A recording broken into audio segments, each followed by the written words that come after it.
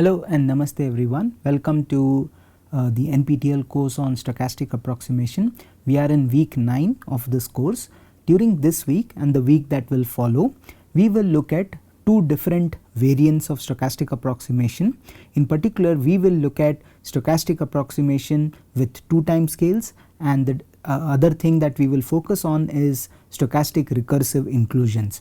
So, in some sense these variants extend the applicability of stochastic approximation, and in order to motivate the use of such variants and where such variants can help, what I will do in today's class is to take a motivating application and design a stochastic approximation algorithm which does not have any of these properties, that is, it is not of two time scale nature and does not have this stochastic recursive inclusion nature, right. However, at the end of today's class I will pose a problem, right, and in order to solve that problem we will need to invoke some of these ideas, that is this two time scale nature and stochastic recursive inclusions, and we will see how those concepts naturally arise and then look at the analysis of convergence of such algorithms and their convergence rates.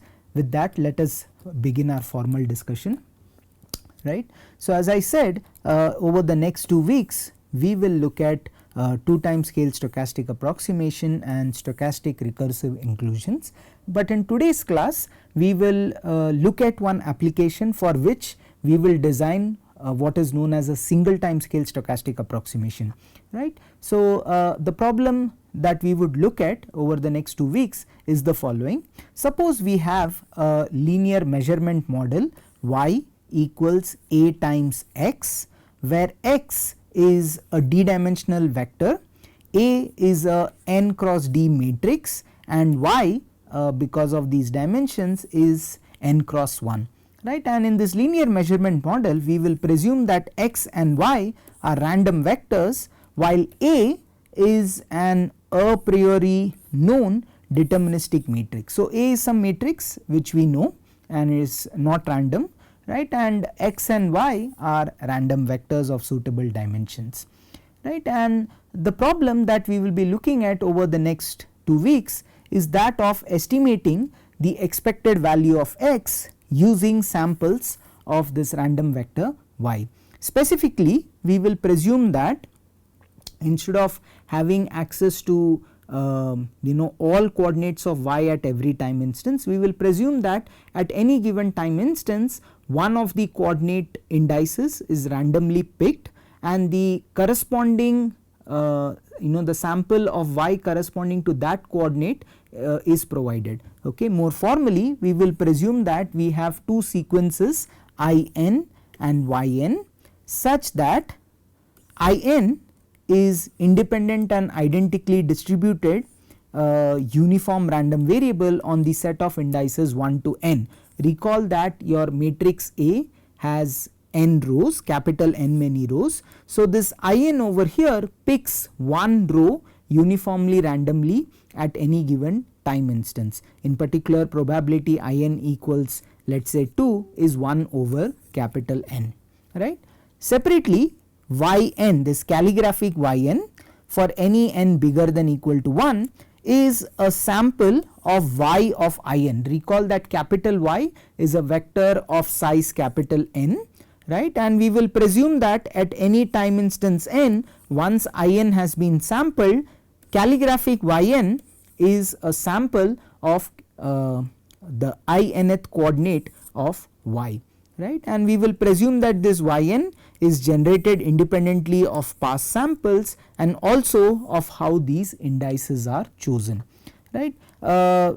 Using this data, our goal then is to estimate the expected value of x using in and yn, right, and we want to estimate this expected value of x in an online fashion. What that means is that your index in plus 1 and this sample calligraphic yn plus 1 are presumed to be revealed exactly at time instance n plus 1, right. And I would like to highlight that such scenarios are quite common in several applications and fall under the category of what is known as linear inverse problems, right. Now, one such motivating application is that of network tomography. Okay, so let me try to illustrate within the context of network tomography how do you end up with this linear measurement model. Okay, so in network tomography we typically have a network. This network could either represent a road network, computer network, or any network of that kind, right. And let us say these are your different nodes, right. For example, in the context of a computer network, this could represent your routers, your local machines, and so on and so forth, right. And this blue arrow here denotes a link, right. It could either be a wired link or a wireless link, right. And x1 denotes the delay a packet experiences while traversing link j, right. So, x1 denotes the delay a packet experiences when traversing link 1. Similarly, x2 denotes the delay a packet experiences when traversing link 2, and so on, right. And we will presume that these delays are random, and xj denotes that random variable, right. And we will also presume we have a path. A path is basically a sequence of links which takes you from one node to another node. For example, we have a path consisting of this link and this link that enables us to send a packet from node 0 all the way to node 2, and we will presume that y1 is the end to end delay that the packet experiences on path 1. Similarly, we will presume that y2 is the end to end delay that the packet experiences while traversing path 2, right. So, here keep in mind that we have 3 links and 2 paths, right. And of course, since x1, x2, x3 are random variables, y1 and y2 will also be random variables, right. And if we presume that the end to end delays are additive, then one can see that y1 satisfies the relation y1 equals x1 plus x2, and y2 satisfies the relation x1 plus x3, right. And such a system of equations can be put in compact form in the following way, right. We can say y equals a times x, where a is the matrix 1 1 0 and its second row is 1 0 1, right. So, if we let x equal x1, x2, x3 and y equal the vector y1, y2, right, then one can see that this system of equations that we have indeed can be compactly written in the following way, right. So, I would like to just highlight one thing. So, often I will be using y of I and yi if the context is clear to denote the ith coordinate of y. Okay. So, you can see in this way that one can come up with a linear system of equations. So, this was just an example. Now, let us presume that we have some generic system in this fashion, right. And recall that our goal was to estimate expected value of x. So, if you have such a system of equations and you take expectation using the linearity of expectation property, one can conclude that expected value of y equals a times expected value of x, right.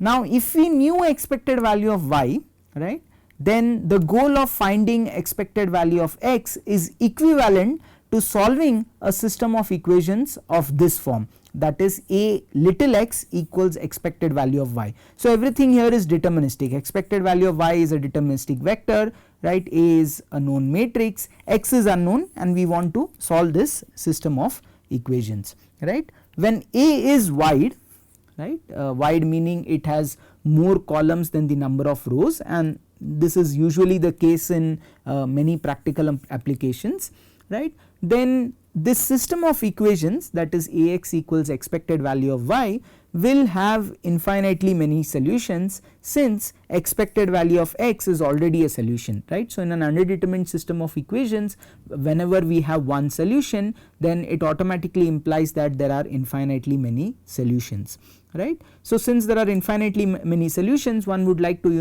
narrow down our focus on one special solution, right. And such a solution of interest is the one that is closest to some suitable guess say x0, right. So from our domain knowledge we may have some intuitive idea that maybe the delays are somewhere close to this, right, and let us say x0 denotes that vector, right. Then the problem of identifying expected value of x becomes equivalent to solving this optimization problem, that is minimize the distance between x and x0, right. So x0 is our initial guess, so this is fixed, right, and I am looking at the square of this Euclidean distance between them, right, and the constraint is that whatever x I find, it should satisfy this system of equations, that is Ax equals expected value of y, right. So this optimization problem says that give me an x which is close to my initial guess and at the same time satisfies this system of equations, right. Now one can perhaps by using this idea of Lagrange multipliers show that if this matrix A which is wide has full row rank, right, then the solution of the above problem is given by an expression which looks like this, that is it is x0 plus A transpose inverse expected value of y minus Ax0, right.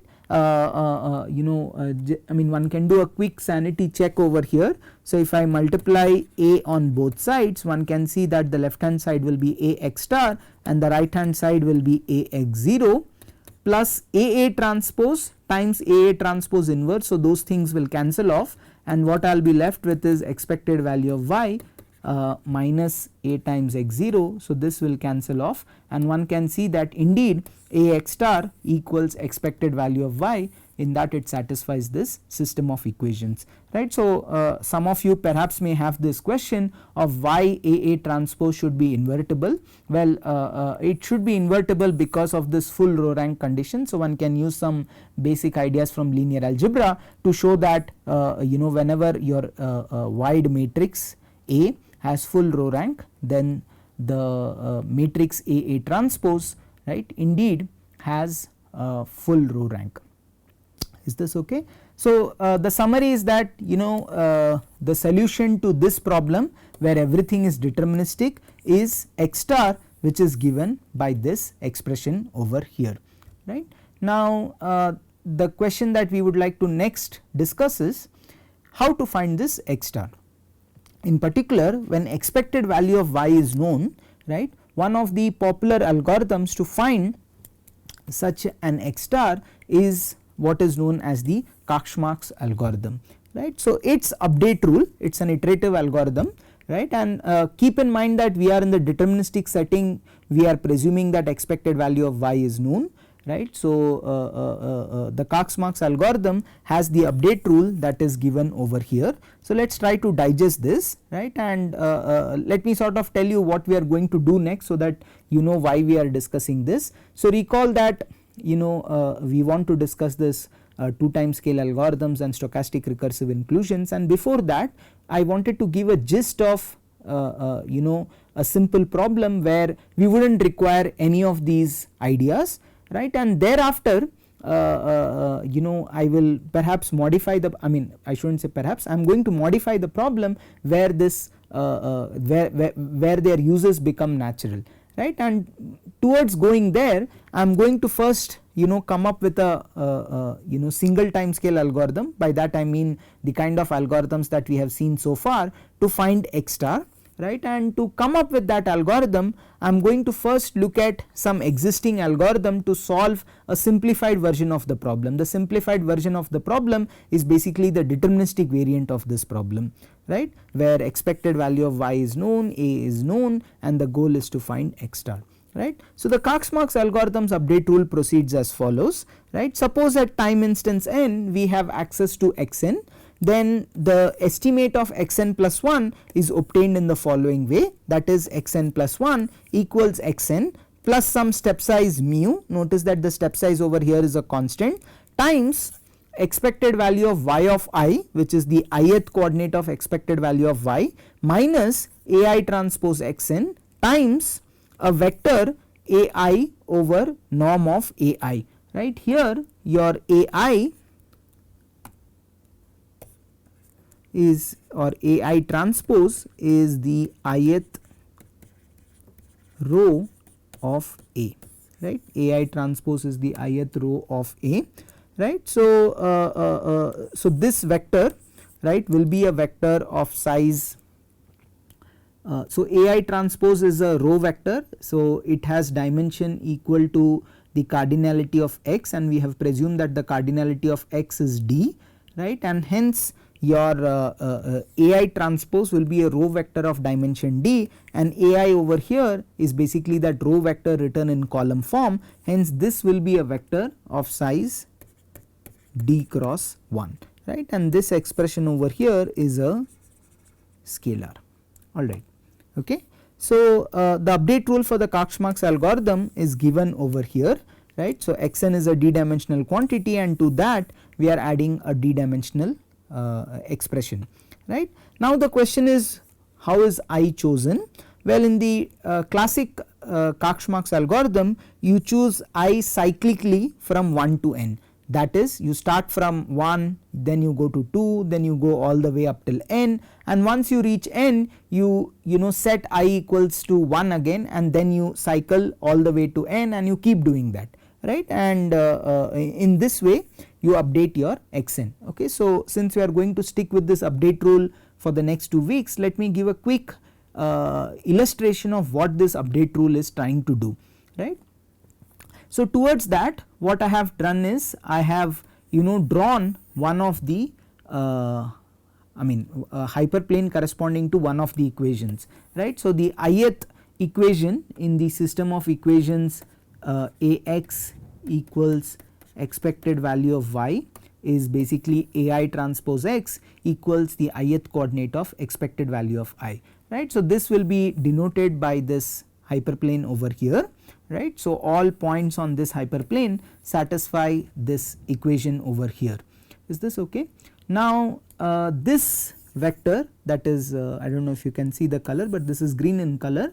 So, this vector over here is basically your AI vector, right, and one can show that this AI vector, right, is orthogonal to the vector joining or lying on the hyperplane, right, or the vector joining any 2 points on this solution set.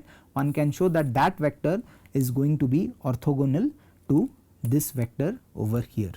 Is this okay, right, and one can see that if you substitute origin in this expression, and let us presume that all coordinates of expected value of y are positive, in which case this expression will be positive at the origin, which then implies that if you substitute any value of x on this side of this hyperplane, right, the value of this expression is going to be positive, and that immediately implies that the value of this expression is going to be negative for any x that lies in this region, and for any x lying on this hyperplane, indeed the value is 0, which implies that AI transpose x is equal to expected value of y, right. So, with this with these definitions in place, let us see what is this algorithm trying to do. Okay. So, let me erase a few things so that it becomes less cluttered.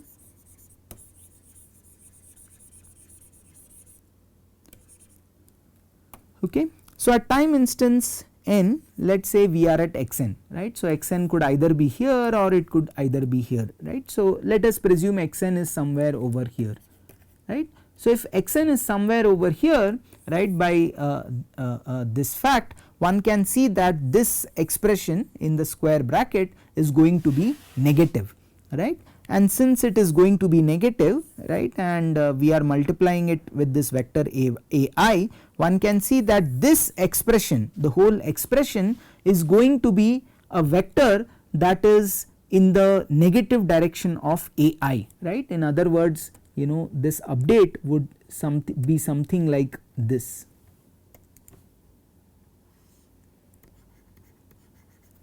Okay. So, this is your vector which is mu times this expected yi, expected value of yi, okay, let me erase this, minus ai transpose xn, right, and times ai by norm ai, right. So what we are doing here is you take xn, which is this vector over here, and to that you add a vector which is aligned in the negative direction relative to ai, right. So if you take a vector and add a vector that is negative along your ai direction, I hope you can see that this xn will be brought closer to this hyperplane. Is this okay? And in the same spirit, if your xn lies on this side, right, then this quantity is going to be non-negative, right, which implies that we are taking xn. So let us say somewhere over here is your xn, right, and then what we are going to do is we are going to add a vector that is aligned along the ai vector.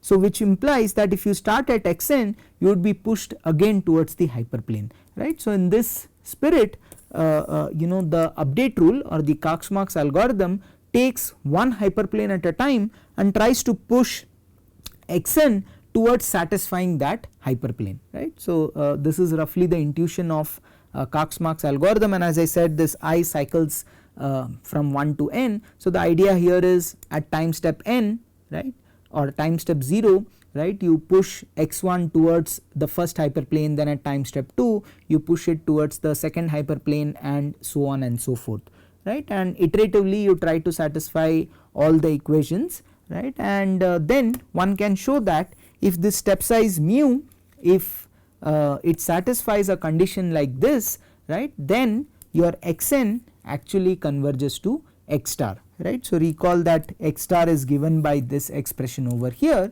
right. So this Cox-Marx algorithm indeed ensures that we can solve or find x star that satisfies the system of equations and is closest to the initial guess x0, right.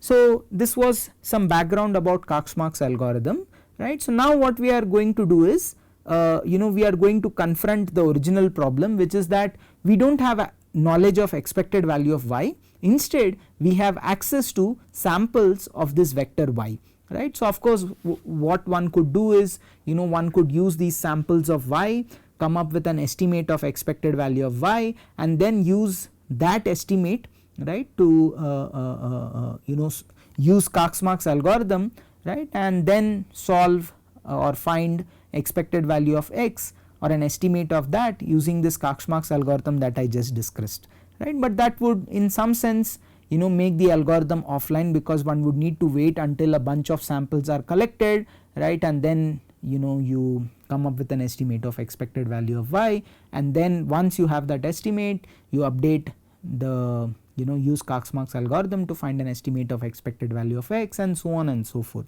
right. So so of course one can do that, but the analysis of that algorithm is going to be very complicated, right, because once you have additional samples of y, one will need to additionally update the estimate of expected value of y, and then use that additional estimate to improve upon your estimate of expected value of x, and so on and so forth, right. So in contrast, here is an algorithm that is online in nature, right, and it sort of takes in the new samples that appear, right, and uses that to directly update your estimate of expected value of x, right. So the this update rule will now be referred to as the stochastic approximation variant of the Cox-Marx algorithm, right. So the algorithm proceeds as follows. It at time step n, given xn, it updates xn to xn plus 1 using the update rule xn plus 1 equals xn plus alpha n times some square bracket times ai n plus 1, right. So if you see, the difference between this and what we had over here is that here we had a constant step size, we have now replaced it with a time varying step size sequence, right, and here we had expected value of y of I, here we have replaced it with a sample, right, and the I has now been replaced with I n plus 1, right, and also notice that here in the original Cox-Marx algorithm you had ai divided by norm of ai, instead here we only have ai n plus 1. This is just to keep our analysis simple, right, and what we have done is basically we have presumed that all rows of a right, have norm 1, right, and this is not difficult to do. We can just divide every equation by the norm of ai on both sides, and that would be one way to ensure such a condition. Is this okay? So this is just to keep our analysis simple, right, and then this is the algorithm. So notice here that your calligraphic yn plus 1 are noisy estimates of expected value of y, right, and on top of that these indices in, instead of being chosen in a cyclic fashion, they are being chosen randomly from 1 to capital N in a uniformly random fashion. Okay, so again this uniform assumption is for convenience. One can presume that it is being sampled to from 1 to N using any arbitrary distribution, right. So this is the algorithm, right, and as we usually do, right, this stochastic approximation algorithm can be rewritten in this fashion, right, where h of x is given by this expression and mn plus 1 is given by whatever you have over here minus h of xn. Is this okay? So one can ask, how did we cook up this h of x? Well, the strategy is as usual. What we do is we take this expression, take its conditional expectation with respect to the information that is available at time n, right. So the information that is available at time n will tell you exactly what is xn. So treating this as a constant, you then take the expectation of the remaining expression. So if you take the expectation of the remaining expression and invoke independence of your yi and in samples, one can easily see that the conditional expectation of this expression with respect to the information that we have at time n is what is given over here, right. More formally, one can show that if Fn is the sigma field that is generated by these quantities, that is your initial guess x0, your I1 calligraphic y1, right, I1 calligraphic y1, I2 calligraphic y2 all the way up till In calligraphic yn, then one can show that with respect to this sigma field, right, the conditional expectation of this random variable is precisely what is given over here, which can be further simplified into this expression, right, and this expression, okay, can be compactly written in the following way. So notice that you have ai's which are if you take their transpose, they are the row vectors of A, and since there is no transpose here, it is not difficult to see that you will have A transpose here, right, and this expression when it is multiplied by something like this, okay, results or shows that this expression equals this expression that we have over here. Is this okay? Alright. Okay, so now I hope by now you can use your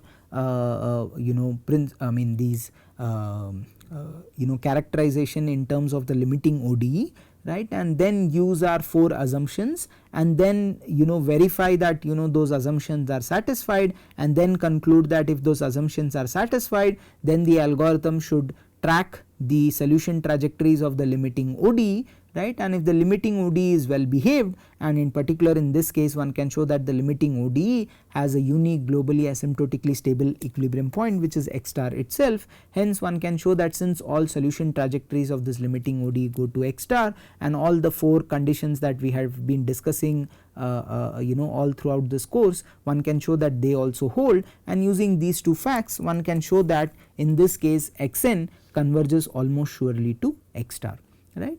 Now so far so good. We used a single time scale stochastic approximation algorithm. I have not explained what is single time scale, but whatever you are seeing so far is a single time scale stochastic approximation algorithm, and one can see that that is good enough to estimate this quantity x star over here, right. So now in the next couple of lectures we are going to go beyond this setup, which will necessitate the use of slightly sophisticated algorithms. In particular, it will necessitate the use of 2 time scale algorithms as well as stochastic recursive inclusions, right, and the setup that we will be looking in future classes is that of the following, right. Now suppose some of the coordinates of y, right. So recall that y is this vector made up of capital N coordinates, right, and our goal is to estimate expected value of x. Now suppose some of the coordinates of y are controlled by adversaries. Adversaries are nodes or sensors which either have become faulty, or they are being controlled by agents who want to derail our estimation algorithm, right. So so now we do not know which measurements are being controlled by adversaries. If we knew them, then of course we could throw away those samples and work with the rest, right. However, the challenge is that which of the estimates are adversarially controlled is unknown, and without knowledge of this we would still like to come up with a robust estimation of expected value of x, right. So in this case one cannot make use of this optimization algorithm that we saw over here.